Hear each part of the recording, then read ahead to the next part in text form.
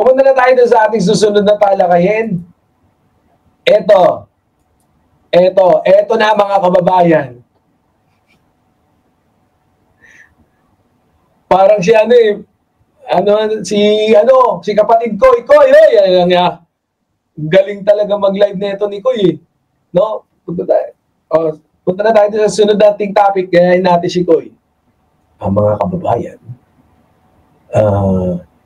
eto na, sasabihin ko na sa inyo kung bakit, no? Talagang pang malakasan talaga to si Koy. Yung boses pa modulated no? Wala. Hindi tayo aabot kay Koy. Anyways, kamusta Tol Koy? Anyways, eto. Pasok na tayo dito sa ating susunod na topic. Hindi na ako makakabate mga kapatid versus Yushek Gadi. Ayan. At saka din siyempre sa lahat. Shoutout po sa inyo.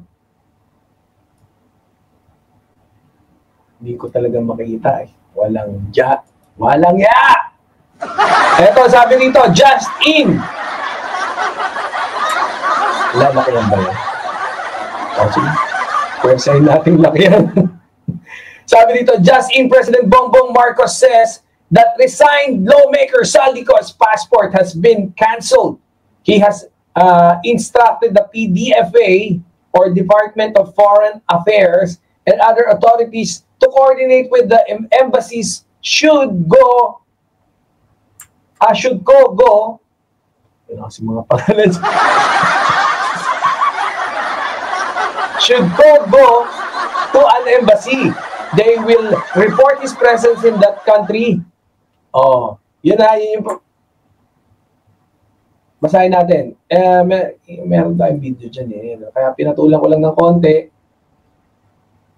Sa inyong lahat, ito ay isa pang report na aking ibibigay tungkol sa mga investigasyon at kaso sa mga questionable flood control project na ating nakita. May babalita ko po sa inyo na ang passport po ni Saldico ay kanselado na.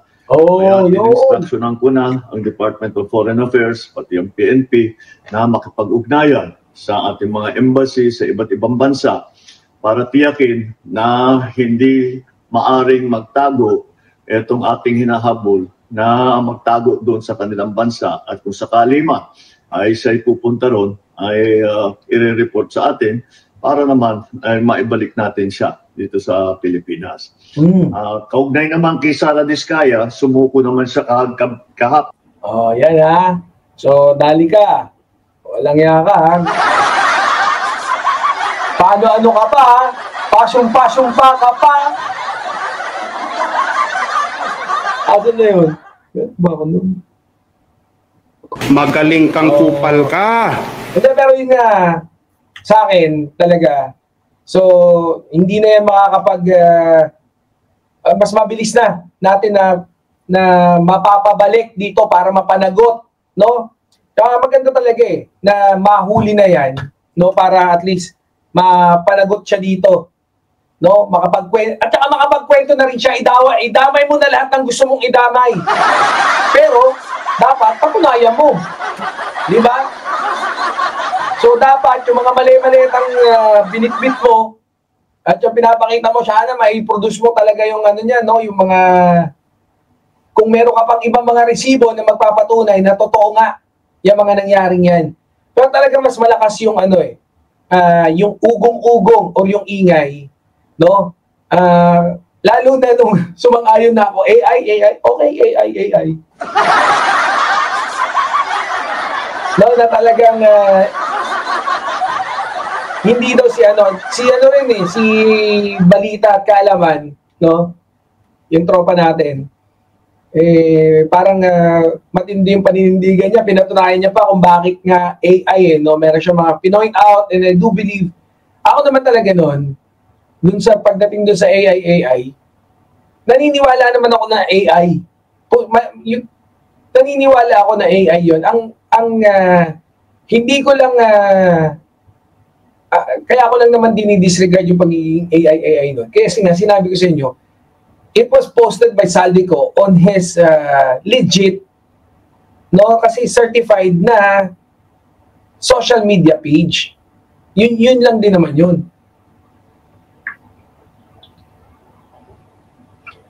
So I do feel that there's no bearing already pagdating doon.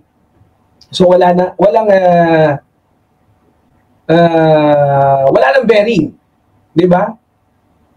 Kung AI kasi naglagay ka ng AI doon na kumakanta. O tas i-claim mong ikaw 'yun. Or maglagay ka ron, pwede bang kasuhan lang yung AI na ginawa mo? Kumbaga nagbintang ka, gumawa ka ng AI na video na kamukhang-kamukha mo, parang totoo, tapos sinabi mo ron, o magnanakaw si ganito. Nagkakasama eh. Di ba? Kasi since it was your legit account, eh, talagang yung probability na madali ka, eh madadali ka. Di ba? Ulitin natin ha. Po sa inyong lahat, ito ay isa pang report na aking ibibigay tungkol sa mga investigasyon at kaso sa mga questionable flood control project. Laki ng tinandaan ng presidente natin. Mahirap talaga maging presidente, no? Na ating nakita. Ay babalita ko po sa inyo na ang passport po ni Saldico ay kanselado na. Kaya in-instructionan ko na ang Department of Foreign Affairs, pati ang PNP, na makipag-ugnayan sa ating mga embassy sa iba't ibang bansa para tiyakin na hindi maaring magtago itong ating hinahabol na magtago doon sa kanilang bansa. At kung sakali man ay siya'y pupunta ron, ay i-report sa atin para naman ay maibalik natin siya dito sa Pilipinas. Kaugnay naman kay Sara Diskaya, sumuko naman sa Ito separate topic na kasi yung isusunod dyan na ni mahal na Pangulo. Yun nga, no? Ako naman, wala tayong ibang dapat gawin. Ako talaga, no? Naniniwala ako na pag hindi ka gagawa ng krimen, steady ka lang, magtrabaho ka. Pag may trabaho ka, magtrabaho ka na magaling, no? Matulog ka, kumain ka, hindi mo guguluhin yung kapitbahay mo, hindi ka mga agrabyado ng kahit na sinong tao, malaking tulong na yan sa bayan. No? Yung kung steady ka lang, hindi ka gagawa ng krimen, tapos magtrabaho ka, malaking tulong na yan. Kung hindi ka naman magtrabaho, basta huwag ka manggugulo, tapos nagsusumikap ka, naghahanap ka ng trabaho, malaking tulong na rin yan. No, natutulungan mo ang pulisya na hindi ka napagtuunan ng pansin, natutulungan mo yung Supreme Court na hindi na mag-aasikaso ng kaso mo. Chain reaction na yan. So naniniwala ako, no, yung pagiging model citizen, eh hindi lang yung dahil yung pagtulong, no, yung hindi ka lang, sa akin, yung pagsunod mo lang sa batas, no, kung ang kilos mo ay iaayon mo sa batas, malaking tulong na yan sa ating bansa. No? Kaya, ang point ko, sit back and relax na lang tayo. Huwag na tayong makigulo dun sa mga maiinit yung ulo, kunyari, dahil daw disappointed pa rin sila dahil hindi raw sinertified na urgent. Yan, lahat yan nangyayari na. Lahat ng mga ako nga goosebumps ako no? Nung sinabi ni Attorney Claire kahapon, yun nga yung pinaprioritize yung mga bill, yung 4 na bill, sabi ko, grabe, no? Kailangan talaga ng matinding paninindigan. Biruin mo, no? Lahat yan, pati si PBBM mismo, masasagasaan siya ng mga bill na, diba? Pero, kung alam niya na yan yung tama, yan yung gagawin niya. Kaya mas lalo akong bumilib kay PBBM. No? Dahil talaga napakaganda ng kanya mga ginagawa. Kaya may halong talino talaga. No? swerte natin, no? Kahit pa paano, dumaan sa atin. Sa ating lifetime, no, na-experience natin na, di ba yung iba na-experience si Apo Lakay? Yan, swerte kayo. Tayo naman ngayon, yung mga makabagong mga loyalista, mga bagong supporter ng mga Marcos na ayaw magpatawag na loyalista, swerte tayo, mapalad tayo, ha? Our generation. No?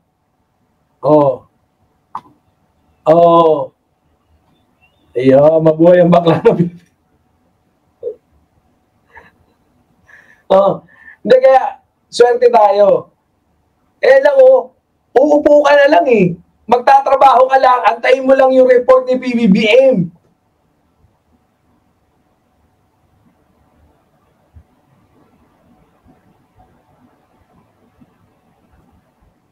Wag naman natin ma-experience si Amy naman. Hirap na hirap akong basahin Yun pala, malas natin kung ma-experience natin si Sen. Huwag nyo nang pangarami si Ivy. So, ayan napakagandang balita niyan, kansilado na. At, syempre, huwag lang si Saldi ko ang pag-initan natin. No? Sana si Cheese Escudero na rin. Sana si Cheese! PBBM naman, wala. Tayo naman, mag-gaslight tayo ng konti. Sana si Cheese!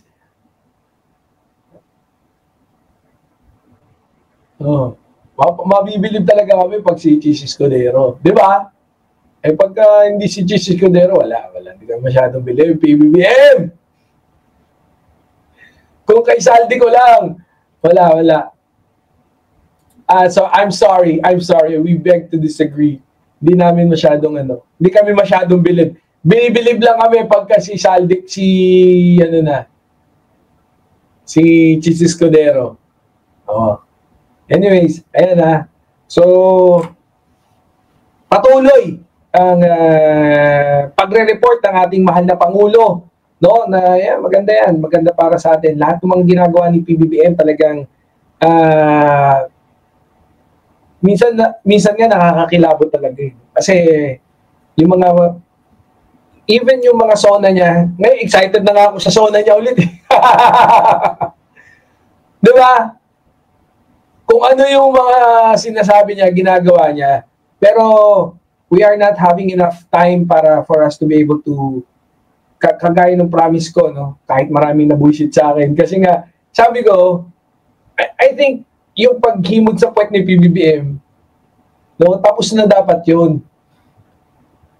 Now, we have proven that PBBM is a really, really good president and the political will is really, really strong. I think it's about time for us to take advantage of that, no? Sagarin natin, katasin natin. Kung talagang, if you really are believing na PBBM is a really strong president at talagang very, yung magaling siya na Pangulo, samantalahin natin, no? Sagadin natin. Kaya ngayon sabi ko, let's try to,